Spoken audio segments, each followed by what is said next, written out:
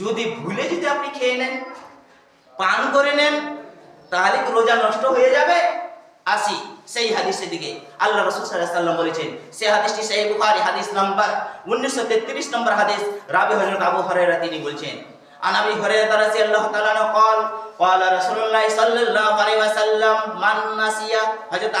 হযরত আবু হুরায়রা বলছেন, রাসূল সাল্লাল্লাহু আলাইহি ওয়াসাল্লাম বলেছেন, মান নাসিয়া, যে ব্যক্তি ভুলে কি করলো, ওহুয়া সাইমুন, ভুলে এবং সে ব্যক্তি রোজা অবস্থায় রয়েছে, রোজা অবস্থায় রয়েছে এবং কি কাজ করলো, ফাআকালা, সে ব্যক্তি খেয়ে নিল, আও সারিবা, এবং পানি পান করে নিল, যে কোনো কিছু পান করে নিল, ফালিউতিম্মা।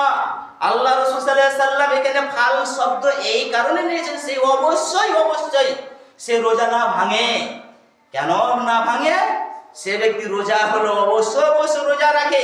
কেন রাখবে? আল্লাহ রাসূল সাল্লাল্লাহু আলাইহি ওয়াসাল্লাম বলছেন, ফাইন্নামা আতআমাহুল্লাহু ওয়া সাকাহু, অবশ্যই আল্লাহ রাব্বুল আলামিন তাকে খাওয়ায় এবং পানি পান করালো, সে নিজে খায়নি, তাকে ভুলিয়ে আল্লাহ রাব্বুল আলামিন তাকে খাওয়াইছেন।